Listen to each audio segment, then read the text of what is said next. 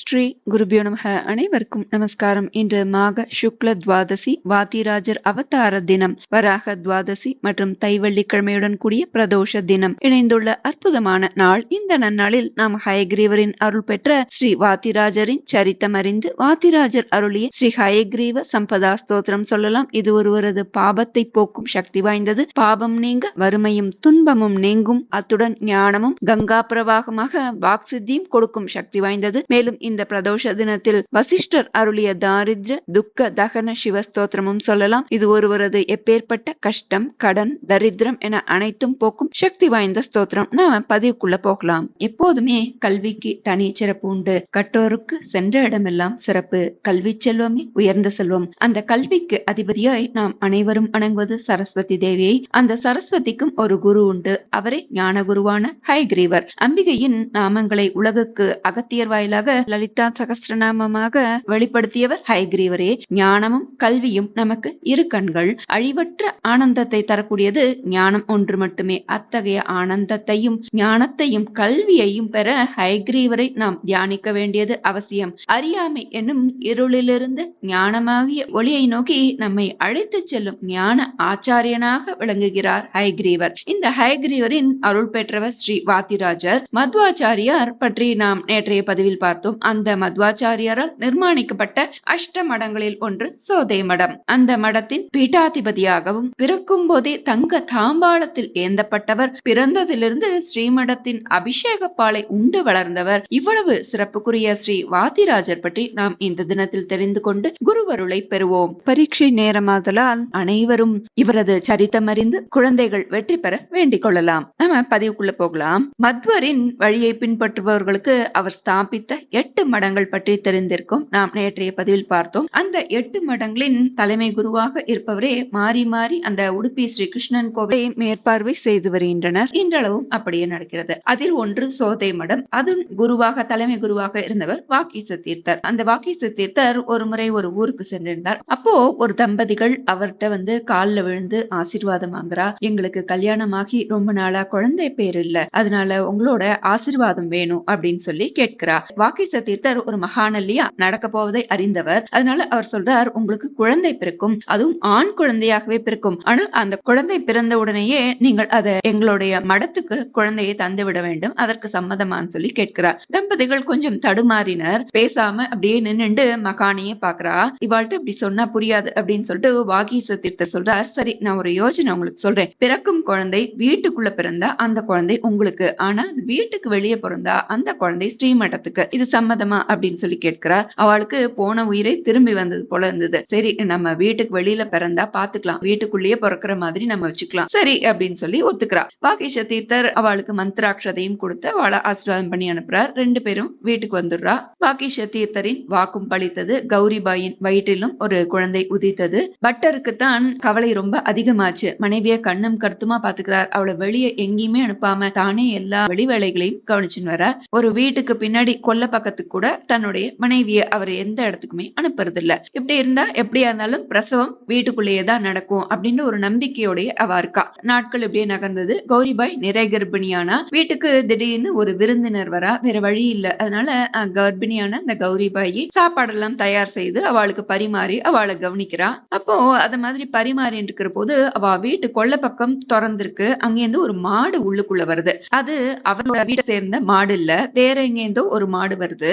இங்க ஒரு விஷயத்தை நம்ம கவனிக்கணும். மாடுன்ற சொல்லுக்கு செல்வம்ன்ற ஒரு பொருளும் உண்டு. அதான மாடு உள்ள நுழைந்ததுக்கு காரணம் இங்க உலகத்துக்கே உண்டான ஒரு செல்வம் ஒண்ணு இருக்கு இங்க, அத நீங்க வைத்துக்க கொள்ள போகிறீர்களா அப்படின்ற மாதிரியான பொருளாமா அப்படின்றத சொல்லும் போல இருக்கு. 2 பேரும் இப்படி சாப்பிட்டு இருக்கிற போது வேற வழி இல்லாம கௌரிபாய் அங்கிருந்து வீட்டுக்கு வெளியே அந்த மாட்டை விரட்டிண்டே வரா. அவள்கிட்ட இருந்து நகர்த்திண்டவா சாப்பிட்டு விரட்டிண்டே போறா. திடீர்னு அது ஓட ஆரம்பிச்சோன்னு அப்படியே போனவ அப்படியே வீட்டுக்கு வெளியில போயிட்டு உள்ளது. அவளுக்கு அப்பதான் தெரியறது, ஆகா என்னடா அது நம்ம வந்திருக்கோமா, சரி நம்ம திரும்ப வீட்டுக்கு போவோம் அப்படின்னு வரப்போது அவளுக்கு திடீர்னு பிரசவ வலி அதிகமாயிடுறது. அவளால வீட்டை நோக்கி போக முடியல. அங்க இருந்த ஒரு மரத்தடியிலே உட்கார்ந்துடுறா. அவளால நடக்க முடியல. அப்போ பார்த்தா அந்த வாசல்ல, அவ வீட்டு வாசல்ல ஸ்ரீமடத்தை சேர்ந்த 2 பேர் நிக்கிறா. என்னன்னு போய் பாக்குறார் பட்டர். அவ கையில ஒரு தங்க தாம்பாளம் இருக்கு. அவ அந்த தங்க தாம்பாளத்தை கொடுத்து குழந்தை பூமியில படுறதுக்கு முன்னாடி அதை இந்த தங்க தாம்பாளத்துல ஏந்தனம்னு வாகீச தீர்த்தர் சொன்னதா சொல்லி அவ சொல்றா. பட்டர் கலங்கி போறார். அப்போதான் மாட்டை துரத்தின்னு போன மனைவி வந்து வீட்டுக்குள்ள இன்னும் நுழையல அப்படின்றதே அவருக்கு தெரிய வருது. வெளியே ஓடி போய் பாக்குறார். அப்போ அங்க ஒரு தேஜோமயமா ஒரு ஒளிமயமா ஒரு ஆண் குழந்தை பிறக்கிறது. அவளுக்கு செய்வதறியாது என்ன பண்ணதுன்னே புரியல. தன் கையில இருந்த அந்த தங்க தாம்பாளத்துல அந்த குழந்தையை ஏந்தினார் பட்டர். வேற வழி இல்ல, நிபந்தனையில நாம ஜெயிப்போம்னு நினைச்சோம், இறைவனுடைய அருள் இப்படி இருக்கு, நம்ம என்ன பண்ண முடியும் அப்படின்னு சொல்லி குழந்தைய எடுத்துன்னு போய் ஸ்ரீமடத்துல கொண்டு வாக்கீச தீர்த்தத்தை ஒப்படைச்சிடுறார். அவர் சொன்னபடியே பேசி ஒப்புத்தின்றபடியே பட்டரை பார்க்கிறார் வாக்கீசர். உலகுக்கு உய்வதற்காக ஒரு குழந்தைய நீங்க பெற்றெடுத்திருக்கீள், அதனால உங்களுக்கு கண்டிப்பாக இன்னொரு குழந்தை பிறக்கும்னு அருள் புரிகிறார். அந்த குழந்தை உங்க குழந்தையாகவே இருப்பான்னு சொல்லி ஆசீர்வாதம் பண்றார். மடத்துக்கு ஒப்படைக்கப்பட்ட அந்த குழந்தைக்கு சுவாமியின் அபிஷேக பாலையை ஊட்டி வளர்க்கிறார் வாக்கீச தீர்த்தர். கூடவே குழந்தைக்கு ஞானமும் ஊட்டப்பட்டது. அந்த குழந்தை தான் ஸ்ரீ வாத்திராஜர். இன்னும் அவர் வாழ்வில் நடந்த அற்புதங்களை நம்ம தெரிந்து கொள்ளலாம். வாத்திராஜர் மடத்தின் அதிபதியாக ஆன சமயம் அந்த மடத்தை ஒட்டி ஒரு தனியார் ஒருவருடைய நிலம் இருக்கு. அது மிக பெரிய பரந்த நிலமா இருக்கு. அந்த தோட்ட உரிமையாளர் வந்து நிலத்து உரிமையாளர் வந்து அங்க கடலை பயிர் போட்டிருக்கார். அது செழிப்பா நன்னா வளர்ந்திருக்கு. இன்னும் கொஞ்சம் போனா அந்த கடலை பயிராக்கி எடுக்கலாம், அறுவடை நிலை வருது. தினம் போல அன்னைக்கும் அந்த நிலத்து சொந்தக்காரர் வந்து அந்த நிலத்தை போய் பார்வையிட போறார். அப்போ அங்க பார்த்தா அந்த ஒரு பகுதியில உள்ள பயிர்கள்லாம் ரொம்ப சேதமாயிருக்கு. ரொம்ப கவலைப்பட்டுன்னு அப்படி வீட்டுக்கு திரும்புறார். அந்த தோட்ட உரிமையாளர் திரும்பவும் மறுநாளும் போய் பார்க்கிறார். அதே மாதிரியே இன்னொரு பக்கம் இன்னும் சில பகுதிகள்லாம் சிதிலமாயிருக்கு. ஆகா, யாரோ வந்து இதை திருடி திங்குறா, சேதம் பண்றா, எப்படியாவது இதோட உண்மையை கண்டுபிடிக்கணும்னு நினைச்சுட்டே சரி ராத்திரி நேரத்துல போய் ஒரு பக்கம் மறைஞ்சின்னு இருக்கலாம்னு சொல்லி மறைஞ்சிருந்து கண்காணிக்கிறார். கொஞ்ச நேரத்துல அந்த ஸ்ரீமடத்துல இருந்து ஒரு கண்ணை கூசுறது, அப்படியே ஜொலிக்கிற மாதிரி ஒரு வெண்மை நேரத்துல ஒரு குதிரை வந்து அங்க வரது தோன்றது. அது நேரா அந்த வயலுக்கு வந்து அந்த கடலை செடி எல்லாம் சாப்பிட்டு சேதப்படுத்துறது. இவருக்கு கோபம் தாங்கல. அந்த நில உரிமையாளர் ஓடி போய் அந்த குதிரையை விரட்டுறார். அந்த குதிரையை அவர்கிட்ட இருந்து தப்பிச்சு ஸ்ரீமடத்துக்குள்ள போய் பூந்துண்டுறது. சரி இங்கதானே இருக்க போறது, நம்ம காலோட பாத்துக்கலாம் சொல்லி வீட்டுக்கு திரும்புறார். அந்த நிலத்தை சொந்தக்கிறார். நேர போய் மறுநாள் அந்த வாத்திராஜர் போய் முறையிடுறார். நடந்ததை எல்லாத்தையும் சொல்றார். இது என்ன நியாயமா, எனக்கு நீங்க தான் சொல்லணும்னு சொல்லி நியாயம் கேட்கிறார். ஆனா வாத்திராஜரோ இதுக்கு மறுப்பு தெரிவிக்கிறார். ஸ்ரீமடத்துக்குன்னு ஒரு சொந்தமா குதிரையே கிடையாது, நீங்க சொல்றது உண்மையானே எனக்கு தெரியலன்னு சொல்றார். ஆனா நிலத்துக்காரரோ அடிச்சு சொல்றார், நான் என்னோட 2 கண்களால நடந்ததெல்லாம் பார்த்தேன். சரி நீங்க சொல்றதுக்காக நான் இன்னைக்கு ராத்திரியும் போய் பார்க்கிறேன், பார்த்துட்டு நான் திரும்ப வரேன் அப்படின்னு சொல்லிட்டு போறார். அன்னைக்கு ராத்திரியும் அந்த நிலத்து உரிமையாளர் அந்த நிலத்துக்கிட்ட போய் மறைஞ்சிருந்து காவல் காத்து பாக்குறார். அந்த வெள்ளை குதிரை அதே மாதிரி அந்த மடத்துல இருந்து வெளியே வருது வழக்கம் போல. அந்த நிலத்துக்குள்ள நுழைஞ்சு பயிர்கள்லாம் சாப்பிட்டுட்டு சேதப்படுத்துறது. கடலை செடிகள்லாம் மிதிப்பட்டு தின்னது போக மிச்சம் தான் இருக்கு. பின்ன அப்புறம் எப்படி வந்ததோ அது போலவே இந்த மடத்துக்குள்ள நுழையிறது. அந்த நிலத்துக்கு சொந்தக்காரர் வந்து குதிரையை துரத்திண்டே போறார். அதை பிடிக்க முடியல. சாதாரண ஒரு குதிரை ஓடினாலே அதோட வேகம் அதிகமா இருக்கும். ஆனா இது சாதாரண குதிரை இல்லையா, இது ஒரு தெய்வீக குதிரை. அது அசாதாரண வேகம், அசுர வேகமா இருக்கு. அது ஓடி போய் மறைஞ்சுடுறது. மறுநாள் காலம்பரை வாத்திராஜர் முன்னாடி போறார் அந்த தோட்ட உரிமையாளர். சுவாமி, இப்போ சர்வ நிச்சயமா தெரிஞ்சு போச்சு, நான் என்னோட 2 கண்களால பாத்துட்டேன். அந்த வெள்ளை குதிரை இந்த ஸ்ரீமடத்துல இருந்து தான் வெளியே வந்தது, என்னோட நிலத்துல பூந்து என்னோட கடலை செடி எல்லாம் சாப்பிட்டுட்டு சேதம் பண்ணி எடுத்தோம், ஓடி மறைஞ்சு போச்சு அப்படின்னு சொல்லி ரொம்ப வருத்தப்பட்டு சொல்றார். வாத்திராஜருக்கும் ஆச்சரியம், என்னடா குதிரையே கிடையாது, இவர் இப்படி சொல்றாரு, என்ன பண்றது அப்படின்னு. நிலத்து சொந்தக்காரரும் திரும்ப திரும்ப அவர் சொன்னதே சொல்றார். எனக்கு நிறைய இழப்பு ஏற்பட்டு போச்சு அப்படின்னு. குதிரையை அடக்கலன்னு எனக்கு திரும்பவும் மேல மேல இழப்பு ஜாஸ்தி ஆகும், என்னால தாங்க முடியாதுன்னு சொல்லி வருத்தப்படுறார். வாத்திராஜர் அவருக்கு ஆறுதல் சொல்லிட்டு, சரி இழப்ப நானே ஈடு கட்டுறேன், இதுக்கு உண்டான மதிப்பை எவ்வளோன்னு நீங்க சொல்லுங்க, நான் அதை ஸ்ரீமடமே ஏத்துக்கும் கொடுத்துரும் அப்படின்னு சொல்லி சொல்றார். ஆனா ஸ்ரீமடத்துல குதிரை கிடையாது அப்படின்றத அவர் திரும்ப சொல்றார். அந்த நிலத்துக்காரர் சரி எப்படியோ நமக்கு நஷ்ட ஈடு கிடைக்கும் அப்படின்னு சொல்லி ஒரு ஆறுதலோட போறார். போயிட்டு என்ன பண்றார், திரும்பவும் நம்ம நிலத்துக்கு போய் பார்க்கலாம், எவ்வளோன்னு மதிப்பு போடணும் இல்லையா அப்படின்னு சொல்லிட்டு போறாரு. அங்க அவருக்கு அதிர்ச்சி காத்துன்னு இருக்கு. என்ன அப்படின்னா ஓடோடி வரார் வாத்திராஜர்ட்ட. சுவாமி சுவாமி, ஒரு அதிசயம் நடந்திருக்கு, ஒரே மாயாஜாலமா இருக்கு, என்னென்ன எங்கெல்லாம் சேதம் ஏற்பட்டதோ அந்த இடத்துல எல்லாம் தங்க கடலைகளா இருக்கு சுவாமி, அந்த குதிரை சாதாரண குதிரை இல்ல, அது தெய்வீக குதிரை, நீங்களே வந்து பாருங்க அந்த அதிசயத்தைன்னு சொல்லி பரவசத்தோட சொல்றார். வாத்திராஜர் எல்லாத்தையும் கேட்டுக்கிறார். பின்னர் தியானத்துல அமர்ந்து கொள்கிறார். அவரோட கண்களுக்கு அந்த வெள்ளை குதிரையா வந்தது, நிலத்துல திருவிளையாடல் புரிஞ்சது, அந்த ஸ்ரீ ஹயக்ரீவன்றதை புரிந்து கொண்டார். தியானம் கலைந்தது. அந்த நிலத்து உரிமையாளரும் இந்த அற்புதம் செய்த குதிரையை நான் திரும்பவும் பார்க்கணும்னு சொல்லி ஆசைப்படுறார். வாத்திராஜருக்கு உண்மை நிலை தெரியறது. இனி அந்த குதிரையை நீங்க திரும்பவும் கண்ணுல பார்க்க முடியாது அப்படின்னு சொல்லி அந்த நிலத்து உரிமையாளரை எச்சரிக்கை பண்றார். இந்த விபரீத ஆசை வேண்டாம், அந்த குதிரையை திரும்பவும் நீங்க பார்க்க முயற்சி பண்ணா உங்களுடைய கண் பார்வையே போகும் அப்படின்னு சொல்றார் வாத்திராஜர். ஆனா அந்த நிலத்துக்காரரும் பிடிவாதமாக, என்னோட கண் போனாலும் பரவாயில்ல, நான் இன்னைக்கு ராத்திரி அந்த நிலத்துக்கு போய் அந்த குதிரையை பார்ப்பேன் அப்படின்னு சொல்லி ரொம்ப ஆசையோட அத போறார். ராத்திரி அதே மாதிரி குதிரையும் வருது. அதை பார்க்கிறார். பார்த்தோனே அவரோட கண் பார்வையும் போறது. அந்த நிலத்துக்கு ரொம்ப கொஞ்சம் கவலைப்படல. ஏன்னா இது இறைவனோட பகவானோட அவதார ஸ்வரூபம். அதையே நம்ம தரிசிச்சிருக்கோம். இப்படி நமக்கு கிடைச்சிருக்கு. நம்ம பாக்கியம் பண்ணிருக்கோம்னு சொல்லி ரொம்ப சந்தோஷப்படுறார். ஆனா வாத்திராஜருக்கு இத தாங்கிக்க முடியல. ரொம்ப வருத்தப்பட்டு அதனால ஹயக்ரீவரை வேண்டிக்கிறார். அந்த நிலத்து சொந்தக்காரருக்கு கண் பார்வை திரும்பி கிடைச்சுடுறது. அந்த தெய்வீக குதிரையோட காலடிப்பட்ட அந்த என்னுடைய நிலமெல்லாம் இனிமே அந்த ஸ்ரீ மடத்துக்கே சொந்தம்னு அந்த நிலத்து சொந்தக்காரர் அந்த நிலத்தை எல்லாம் ஸ்ரீ மடத்துக்கே கொடுத்துறார். அன்று முதல் அந்த நிலத்தில் விளையும் கடலை எல்லாம் வேக வச்சு வெல்லம் தேங்காய் துருவல் சேர்த்து ஸ்ரீ ஹயக்ரீவருக்கு நைவேத்தியம் செய்யும் வழக்கத்தை ஆரம்பித்து வைக்கின்றார் ஸ்ரீ வாத்திராஜர். இதற்கு ஹயக்ரீவ பண்டி அப்படின்னு சொல்லப்படுறது. இப்படி சுவாமிக்காக தயாரிக்கப்படுறது இல்லையா நைவேத்தியம். அந்த நைவேத்தியத்தை ஒரு தட்டுல வச்சு தன்னுடைய இரு கைகளால பிடிச்சுண்டு தன்னுடைய தலைக்கு மேல வச்சுக்கிறார் ஸ்ரீ வாத்திராஜர். அவருக்கு பின்பக்கமா அந்த வெள்ளை குதிரை, அந்த தெய்வீக வெள்ளை குதிரை வடிவுல ஹயக்ரீவரே தன்னுடைய முன்னங்கால்கள் ரெண்டையும் வாத்திராஜருடைய தோள்களே வைத்துக்கிறாராமா. வச்சுண்டு அந்த நைவேத்தியத்தை தினமும் உண்ணுவார். ஸ்ரீ வாத்திராஜருக்கு அதுல கொஞ்சம் மிச்சம் வைப்பார். இறைவனுடைய உண்மையான பிரசாதம் இல்லையா, அத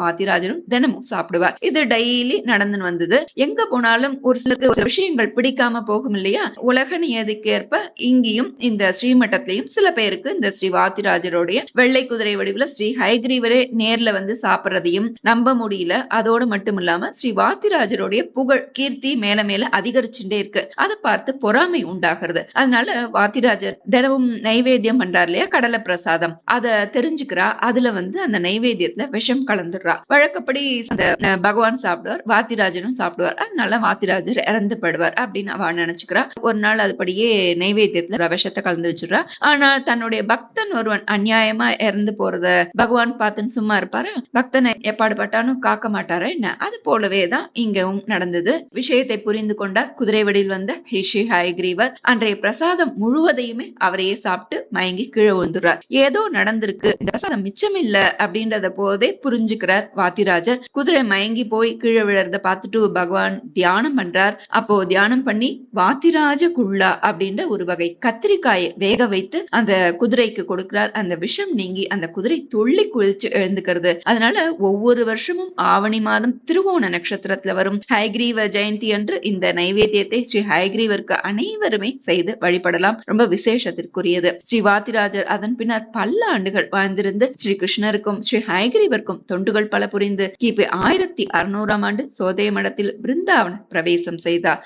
இந்த நன்னாளில் வாத்திராஜரை வணங்கி அவர் இயற்றிய ஹயக்ரீவ சம்பதா ஸ்தோத்திரம் சொல்லலாம். ஹயக்ரீவ ஹயக்ரீவ ஹயக்ரீவேதி வாதினம் நரம் முஞ்சந்தி பாபாணி தரித்ரமிவ யோஷிதக ஹயக்ரீவ ஹயக்ரீவ ஹயக்ரீவேதி யோ வதேத் தஸ்ய நிஸ்ஸரதே வாணி ஜன்னு கன்யா பிரவாகவத் ஹயக்ரீவ ஹயக்ரீவ ஹயக்ரீவேதி யோ த்வனிகி விஷோபதே ச வைகுண்ட கவாட்டோத்காட்டன க்ஷமக श्लोकत्रयमिदं पुण्यं हयग्रीव पदाङ्कितं वादिराजयति प्रोक्तं पठतां सम्पदां पदम् इति श्रीमद्वादिराज पूज्य चरण विरचितं श्री हयग्रीव संपदा स्तोत्रं सम्पूर्णं श्री गुरुभ्यो नमः.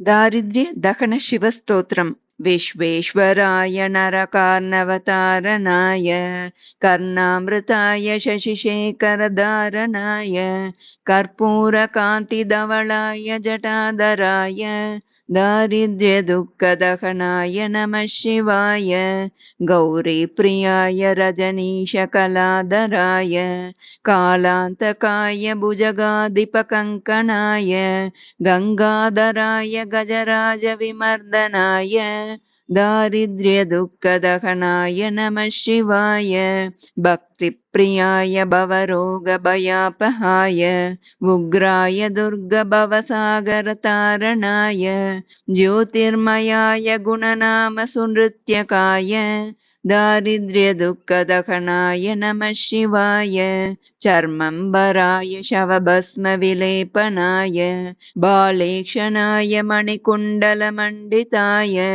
मञ्जीरपादयुगलाय जटाधराय दारिद्र्यदुःखदहनाय नमः शिवाय पञ्चाननाय पणिराजविभूषणाय हेमांशुकाय भुवनत्रयमण्डिताय आनन्दभूमिवरदाय तमोमयाय दारिद्र्यदुःखदहनाय नमः शिवाय भानुप्रियाय भवसागरतारणाय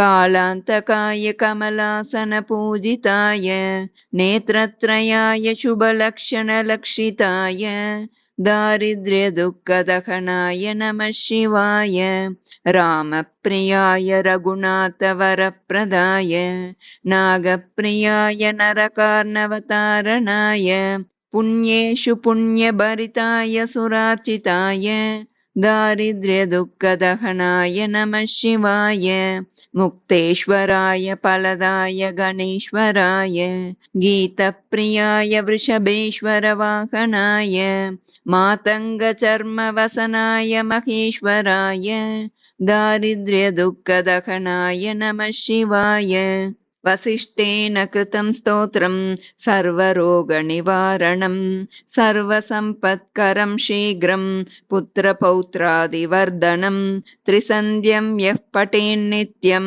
स हि स्वर्गमवाप्नुयात् इति श्रीवसिष्ठविरचितं दारिद्र्यदहनशिवस्तोत्रं सम्पूर्णं। श्रीगुरुभ्यो नमः।